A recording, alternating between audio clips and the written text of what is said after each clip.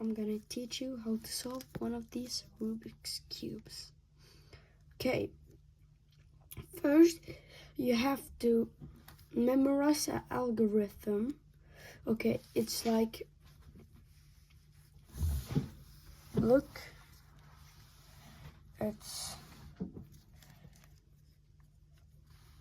right on the upper layer, up,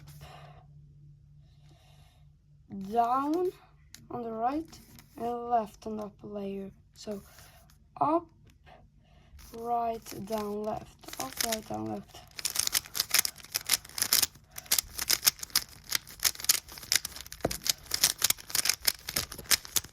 Okay, so you have to memorize that algorithm.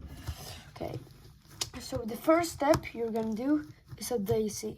Okay, so basically a daisy, you know, it looks kind of like a flower, and it's gonna, remember, you're not gonna turn it your cube like this, like in the middle, like that.